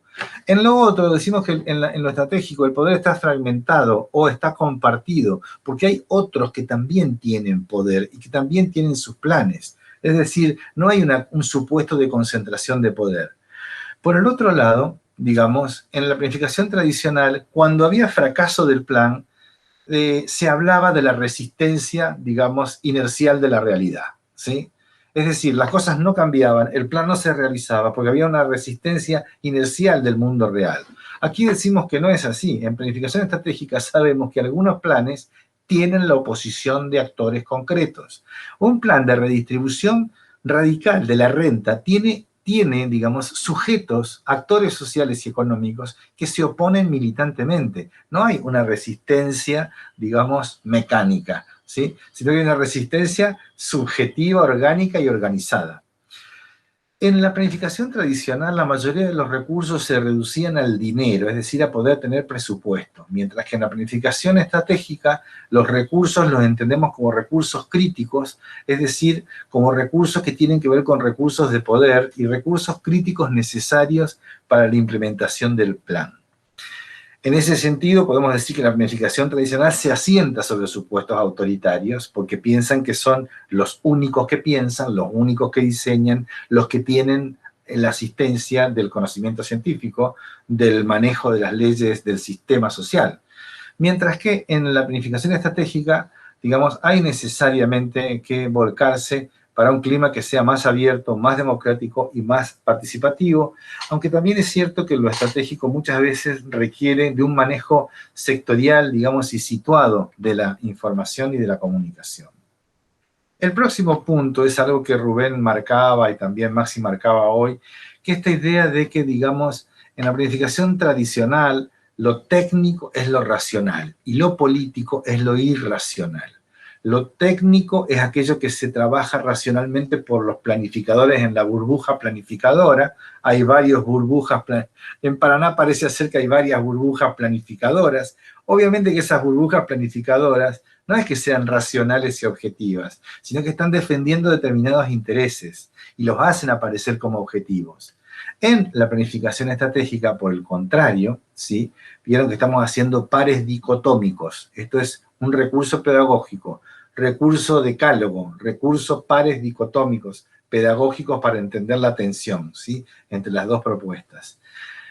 ¿Qué dice Matus? Hay que politizar lo técnico. Lo técnico no es en sí, sino que lo técnico tiene que ser politizado, tiene que ser puesto, digamos, en el dispositivo del poder hacer. ¿Sí? No porque algo sea técnicamente bueno, en realidad tiene garantizada su costo, su viabilidad en el campo de lo político. Y por el otro lado, hay que tecnificar lo político. El político meramente intuitivo, el político meramente voluntarista, este político inmediatista, no puede resolver la complejidad de lo social. Definitivamente no puede. Y ahí se ve la ignorancia de muchos sectores que están en la conducción de la política porque no pueden tecnificar lo político. Cuando discutimos esto, cuando conversamos esto, decimos, hay mucha gente que sabe ganar elecciones, pero después no sabe cómo hacer para gobernar bien, ¿sí? Y esto no es una cuestión de tecnicismo, ni tampoco es una cuestión, digamos, de mera apreciación, sino que lo podemos ver haciendo análisis empírico de algunas situaciones concretas, de algunas fuerzas políticas que tienen una propuesta técnica sólida, pero que no tienen condiciones de llevar adelante la construcción y la viabilidad política de esas propuestas, ¿ok? Entonces, fíjense que entonces lo que decimos acá es que hay una rearticulación entre saber y poder, sino esto no está dividido, no está separado, ¿sí? Hay que pensar, digamos, en cómo esto de lo técnico y lo político se van rearticulando a partir del saber.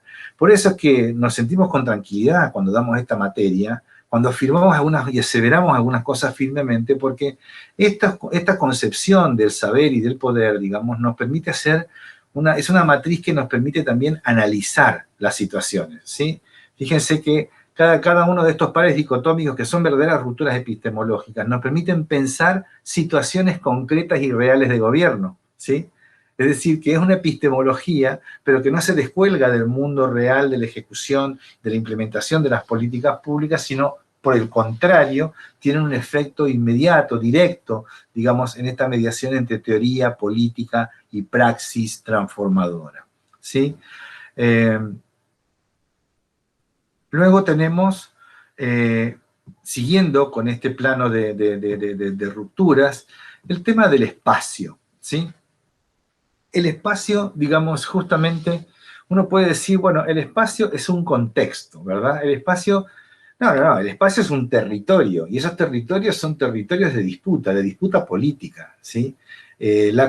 Para algunos, una calle es una calle, para otros, una calle es un espacio de vida, ¿sí? Y ahí está la disputa política de cómo se entiende el espacio. Para algunos hay un conjunto de islas que están llenas de pastizales inútiles, ¿sí? Para otros eso es el delta y está lleno de biodiversidad, ¿sí? Para otros ese es el centro y la base y el origen de la biodiversidad y de las condiciones de vida del planeta. ¿Se entiende la diferencia? Preciso un ok a ver si estamos más o menos en la línea. Sí, profe, lo seguimos, todo claro. Gracias. Bueno, gracias, Bernardo. Entonces, fíjense que esta idea de el espacio, ¿no? El espacio, a ver, el espacio también son otros que están allí, digamos, ¿no? Otros que están en esa cosa. El espacio no es una categoría neutral, ¿sí? Un espacio jurisdiccional, una provincia, un municipio, no es una categoría quieta, ¿sí? Esta idea, fíjense en este sentido, lo que nos ha pasado con esta pandemia. ¡Oh, los políticos han descubierto que el área metropolitana de Buenos Aires es una unidad! ¿Sí? Parece una verdad de perogrullo, es completamente ridículo, porque desde la década del 30, diría más de la década del 20, que se viene conformando este conurbano inmenso que reúne nada más que al 50% de la población argentina. Ahora con la pandemia descubrimos que el AMBA es una unidad, ¿sí? A ver, hay gente que viene hace 60 años estudiando esto. Los problemas no son de la General Paz para acá o de la General Paz para allá, ¿sí? La General Paz es el límite que divide la capital con la provincia de Buenos Aires, ¿no? Es una avenida, ¿sí? Entonces, pero esto no está... A ver, ¿saben cuánta gente pasa de acá para allá todos los días? ¿Por qué se discute? A ver, ¿tienen una idea de cuál es el número de gente que vive en la provincia de Buenos Aires, que viene a trabajar en la ciudad de Buenos Aires? Más o menos. Algunos hablan de 3 millones de personas. Exactamente, Jorge. Hay 3 millones de personas que todos los días vienen a trabajar a la capital federal, comen aquí, se alimentan aquí, ¿sí? Y luego vuelven a dormir, digamos, al espacio de la provincia de Buenos Aires, ¿sí? Todo eso, digamos, es una realidad viva que está todo el tiempo, digamos, transformándose y trayendo y llevando problemas y soluciones, ¿sí? Ahora ha saltado esto porque el virus ha puesto en evidencia que es imposible gobernar la región metropolitana sin coordinación, ¿sí? Pero ¿qué pasó con el transporte? ¿Y qué pasó con la educación? ¿Y qué pasa con la atención médica? ¿Y qué pasa con la salud? ¿Qué pasa con los impuestos? Por supuesto que no hay, digamos, salvo algunas raras excepciones, digamos, quien esté pensando estos temas como región metropolitana. Y entonces resulta que la cuestión política jurisdiccional en el espacio se opone a una concepción metropolitana que tiene como unidades de análisis, de planificación y de intervención, unidades que no son, digamos, jurisdiccionalmente unificadas, ¿sí? Entonces alguien decía, bueno, lo que pasa es que el AMBA no es una provincia, claro, justamente, digamos, ¿no? Es un área metropolitana, está formado por muchas jurisdicciones, provinciales, municipales, barriales, distritales, etcétera, ¿sí? Esta es la complejidad del espacio en planificación, ¿sí? Entonces, si simplemente decimos, bueno, mira, yo planifico para la capital federal y a mí no me interesa el conurbano, es una cosa obviamente irreal, digamos, ¿no? Entonces, el espacio no es una categoría neutral, el espacio es una categoría que está en disputa, el espacio, digamos, es una cosa que se piensa, no, digamos, no pensamos, a ver, esta idea, ¿no?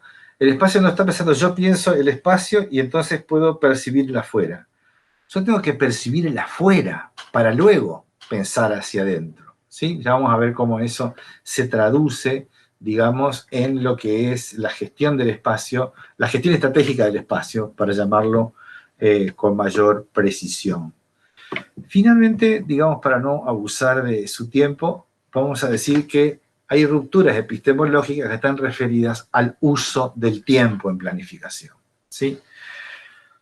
Para los planificadores tradicionales el plan se puede meter en cualquier momento, ¿sí? Porque el tiempo para los planificadores tradicionales es discontinuo, ¿sí? Ellos deciden cuándo y cómo meten el plan, ¿sí? Para la planificación estratégica esto es imposible porque la planificación estratégica, digamos, cuando reconoce el concepto de situación, la situación tiene una historia, ¿sí? La planificación estratégica situacional reconoce que hay una situación hoy, aquí y ahora, pero esa situación tiene un pasado, y ese pasado condiciona el presente, y ese pasado también, digamos, condiciona la posibilidad del futuro, ¿sí? En este sentido, entonces, digamos, podemos decir que en el plan estratégico hay una articulación entre la historia y la planificación, ¿sí? La planificación tradicional trabaja más con esta idea de futuros que son, digamos, como predecibles, mientras que la planificación estratégica situacional trabaja más, la planificación estratégica sobre la construcción de futuros, sobre ciertos planos de probabilidad y ciertos planos de posibilidad. Y cuando decimos planos de posibilidad, decimos previsión más fuerza política para llevar y dirigir el cambio en esa dirección que es la dirección deseada, en un ritmo. Recuerdan, Rubén empezó hablando justamente de la dirección del cambio, del ritmo del cambio, y eso tiene que ver justamente con el manejo del tiempo, ¿sí? La dirección del cambio con la direccionalidad política, pero el ritmo del cambio tiene que ver con el manejo del tiempo, ¿sí? En la pandemia el manejo del tiempo ha sido una cosa clave y sigue siéndolo, digamos, y sigue siendo un gran cuello de botella. Los planificadores tradicionales pensaban en un plan y pensaban en armar un libro grande así que todo el mundo tenía que leerlo y llevarlo a la práctica. En la planificación estratégica situacional se trabaja más con la idea de que hay sistemas que se van integrando en diferentes planos de organización y en diferentes planos temporales de realización. Hasta aquí entonces les ha quedado en esta grabación una presentación a vuelo de pájaro de las rupturas epistemológicas entre la planificación tradicional y la planificación estratégica. Les pedimos que con base en esta presentación puedan hacer las lecturas de los textos que están en la unidad 2 y entonces ya volveremos en la clase que viene ya concretamente a conversar, digamos, sobre estas rupturas. Obviamente que antes de cerrar la clase de hoy, les pedimos si ustedes tienen alguna pregunta, alguna cuestión puntual, algún comentario que hacer, si se quedan pensando, si les ha parecido interesante esto de las rupturas. Fíjense que son temas epistemológicos, filosóficos, pero que tienen una implicancia en la práctica de la planificación muy directa, ¿verdad? Por ejemplo, entre ser más democrático o menos democrático, entre confiar en el conocimiento de uno o confiar en el conocimiento generado por varios, ¿sí? O generado por otros también, ¿no? La idea de la democracia, en fin. Esta es un poco lo que nos entusiasma de este tema de las rupturas. Dejo abierto el micrófono y escuchamos. Mario, quería volver un poco atrás, no solamente con el tema de la ruptura, sino me quedó un poco resonando acerca de la gran importancia que tiene, más allá del equipo técnico, el político, digamos, la decisión política para llevar a cabo los planes, digamos, que son, por ahí como comentaste vos, han venido gobiernos con con planeamientos muy buenos, pero que después no pudieron llevarse a cabo. Si tuviéramos que definir un tipo ideal, digamos, de político, y tuviéramos que hacer una proporción de capacidad técnica o de conocimiento técnico del área, y de su arte político, digamos, ¿no? Como dos elementos que puedan llevar a cabo la concreción de esa planificación, me quedó resonando cuál sería la proporción, ya que tenemos, por ejemplo, casos de políticos que parecen que no tienen nada que ver con el área a la que están al mando. Tenemos jugadores de fútbol que están adelante de áreas que son sensibles, digamos, que parecería que no, a prima facie que no tienen ni idea de lo que están por hacer. Entonces, ¿quién sostiene eso? ¿Lo sostienen los equipos técnicos? Y tenemos que confiar en el arte político y que de esa confusión salga algo. ¿Cómo opera eso? Bueno, buena pregunta. A ver.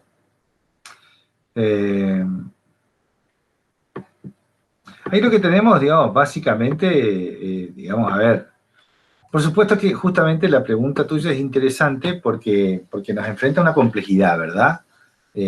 La complejidad está en que no hay, digamos, primero hay una complejidad, no hay escuela de gobierno, realmente no hay escuela de gobierno en la República Argentina, no hay una escuela de administración, está el INAP, pero el INAP es un mecanismo vetusto, algo funcionó en la década del 80 con Alfonsín y después se pasteurizó, quedó una burocracia que está ahí en la jefatura de gabinete, que es muy interesante, que tiene mucho conocimiento acumulado, pero que no opera como una escuela de gobierno, ¿sí? Por lo tanto, qué sé yo, en Francia vos no tenés ningún staff de gobierno que no haya pasado por la Escuela de Administración de Francia, ¿sí? O sea, vos tenés que ser egresado de la Escuela de Administración Pública para poder ocupar un cargo, porque si no, no podés venirte a poncho, digamos, ¿sí? Entonces, Bernardo, esto es un tema básico que tiene que ver con uno de los vértices del triángulo, que es capacidad de gobierno, del triángulo de gobierno, ¿verdad? Luego, la otra cuestión es que Matus analiza eso en Adiós, señor presidente, y lo podemos buscar, digamos, él dice el político intuitivo. Luego el político que es intuitivo, pero además de tener intuición, digamos, tiene la picardía de saber preguntar por los problemas técnicos y entonces escucha a algunos técnicos a veces, ¿sí? Y luego está, digamos, el político que es intuitivo, que sabe ganar elecciones, que tiene liderazgo, pero que además tiene, digamos, un equipo de gobierno, por eso los equipos, los políticos más modernos, tipo, qué sé yo, por ahí tipo el presidente de la Cámara de Diputados, ¿no? Nuestro amigo, se me escapó el apellido ahora, nuestro amigo nuestro amigo Massa, gracias Jorge. Nuestro amigo Massa decía, yo tengo 3.000 técnicos trabajando conmigo. ¿Qué quería decir? Yo tengo capacidad técnica, ¿no? Y Macri decía, yo tengo equipo, ¿sí? No. Todas eran metáforas, digamos, de esto de que yo no me vengo a poncho, digamos, ¿sí? Por supuesto que todo esto tiene una complejidad que es la complejidad del análisis, ¿sí? Yo creo que definitivamente las gestiones, digamos, son una conjunción de viabilidad técnica y viabilidad política. Y ahí está un poco la cuestión clave, ¿no? Y no hay una receta para esto, ¿sí? Lamentablemente la discontinuidad, digamos, y el poco apego que hay a la administración pública de muchos de los políticos hace que no se cuide el conocimiento acumulado dentro del Estado. ¿Sí? Nosotros ahí con Rubén, que ya tenemos varios años de Estado adentro, hemos visto cambios de gestión donde nunca se recuperó nada de la gestión anterior, ¿sí? Pero ni un disco rígido, ¿no? No decimos ya las metodologías, o sea, parece que hay que empezar de cero de vuelta, ¿no? Hay que empezar a hacer la lista de las cosas básicas de cero, ¿no? Eso es mortal para la gestión pública, es mortal.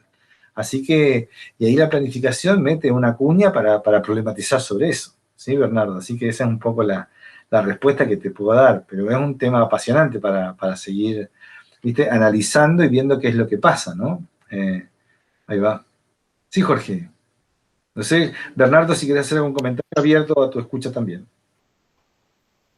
No, me imaginaba que tu respuesta podía venir por ahí, que no hay recetas sí. Que podamos. A uno le queda la sensación de que estamos en manos de gente que es inexperta en el área, de alguna forma, y que se va haciendo en la marcha, digamos, ¿no? Y con todas las consecuencias que puede traer eso.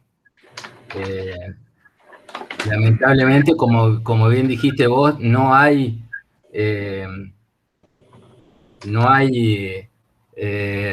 elemento dentro del Estado que impida que esto suceda, que vos podás tomar la rienda de un ministerio sin tener ningún tipo de capacidad técnica, por ejemplo. Y bueno, eso también nos ha llevado a los resultados que hemos sufrido todos también, ¿no?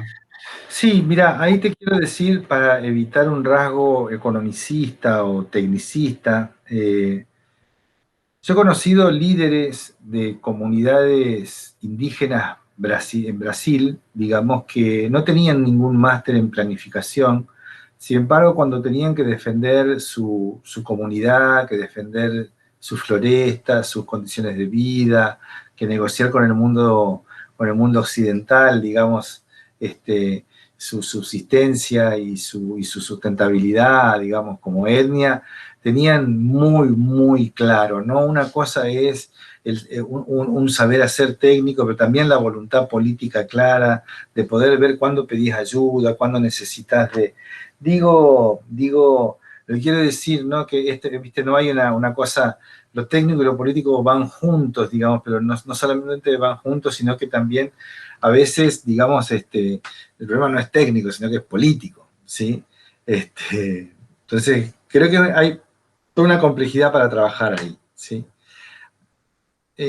Por ejemplo, para decirte, digamos, algunos líderes como Evo Morales, para decirte claramente, digamos, un sindicalista, cocalero, digamos, pero que tenía un posicionamiento político y un posicionamiento valorativo. Y luego buscó los apoyos técnicos, digamos, lo buscó mucho en Arce, que es el actual, que fue el ministro de Economía de él, y que es el actual presidente de Bolivia, digo, para dar un ejemplo concreto, digamos, ¿no? Para pensar un poco eso. Lula es un obrero metalúrgico, fue un obrero metalúrgico toda su vida, digamos, pero tenía alrededor, digamos, algunas personas que eran el soporte técnico, pero el balizamiento político, la dirección del cambio es política. Luego, digamos, la velocidad, la viabilidad y todo eso requiere, digamos, de una postura técnica, ¿sí? Pero la direccionalidad del cambio estaba clarísima, ¿no? Digo, porque a veces esto de que, viste, de que quién nos lleva, ¿no? Pero bueno, ¿cómo se lidera? Hay varios liderazgos, el liderazgo político, el liderazgo técnico, la viabilidad técnica de las propuestas. Ahí va. Sí, Jorge. No, esto agregando a lo que decías y planteaba Bernardo también, ahí creo que Matus da una pista en lo que plantea esto de politizar lo técnico y tecnificar lo político. Porque uno puede ver en que hay, el caso de Paraná, digamos, la gestión paranaense lamentablemente está plagada de técnicos. Todo el nivel secretarías son todos técnicos. No hay, salvo el intendente, no hay cuadros políticos que discutan en el territorio, que eso también me parece que es importante y con eso se ganan elecciones. No hay técnicos políticos que hagan las veces de frontón, que muchas veces, ¿no? Esto de dar la cara con el vecino, dar respuestas al vecino, eso lamentablemente no se ve y en el interior de la provincia mucho menos. Ahí el poder concentrado de los intendentes, que muchos, yo te diría que en un 90% es pura intuición, hace que muchas de las gestiones se vean deslucidas o no haya directamente gestión, se dediquen más a lo coyuntural o a atender la emergencia y no a tener una visión estratégica de hacia dónde quiere llevar a la comunidad. Y para terminar con esto que decía Bernardo, que hay muchos políticos que pareciera ser que no pertenecen al territorio donde están gobernando. Yo tengo el ejemplo de un ex intendente en el interior de que no vivía en la localidad. Sí. Santa Elena, digamos, y le fue como le fue, digamos, después electoralmente. Entonces me parece, repito, hay una pista ahí que puede llevar a esto, a la pregunta, a la respuesta, mejor dicho, a la pregunta que hacía Bernardo, de politizar lo técnico y tecnificar lo político. Me parece que esa podría ser una respuesta válida. Sí, esa es una frase fantástica. Nosotros es difícil de traducirla, digamos, ¿no? Porque, a ver, te dicen, digamos, a ver, ¿cómo se hace para no llegar al conflicto de Racedo? Tenés que tener un diseño técnico de viabilizar una democracia participativa, pero tenés que tener la fuerza política también, porque si no tenés la vigilancia política, digamos, por más, digamos, viste, si hay presupuesto participativo, ¿por qué hay problemas de conflicto? Porque el presupuesto participativo no sirve políticamente, ni técnicamente tampoco, ¿sí? No se decide nada, ¿sí? Poder de decisión, acordate, ¿no? Planifica quien gobierna y que tiene la responsabilidad de gobernar y la capacidad de decidir, ¿no? También el pueblo tiene que planificar, ¿no? También el pueblo tiene que planificar, digamos, ¿no? No solamente el político, no solamente el técnico cuando está en la función, ¿sí? Bueno. Y ahí incorporo un comentario, Mario, en eso que estás diciendo que me parece valioso. No solo tiene que estar presente la decisión política, sino también cierto avenimiento a las formas institucionales, ¿no? A la producción institucional o jurídico-normativa que está vigente. Si bien las normas per se no funcionan como meros elementos de producción social ni resuelven por sí mismas los conflictos, sí, digamos, en la medida que hay una apropiación social de las normas y de los procedimientos, y cuando digo apropiación estoy pensando no solo por parte de la ciudadanía, sino también por parte de quienes gobiernan, ¿no? Recuperando esto del principio de que no solo gobierna el intendente o el gobernador, sino que, digamos, la sociedad tiene ámbitos en donde conduce sus fuerzas en un sentido o en otro. Entonces, bueno, plantear herramientas y después avenirse a esas herramientas. En ese sentido, es muy lamentable la imagen que queda en el tema Racedo, en el hecho de que, digamos, sea el gobierno municipal el que se levanta intempestivamente del espacio de mediación, cuando uno de los presupuestos de un espacio de mediación es justamente que las partes, aún sabiendo de entrada que pueden no llegar a un punto de convergencia de acuerdo, digamos, van a plantear un principio y un final acordado mutuamente. Así que, bueno, hay mucho para seguir aprendiendo, deja varias lecciones para pensar estos temas, este caso que es más reciente, digamos. Muy bien, entonces, muchísimas gracias, un gusto, nos estamos viendo el miércoles que viene, están lecturas mediantes, muchísimas gracias. Hasta la próxima. Chao Bernardo, chao Jorge, hasta luego equipo.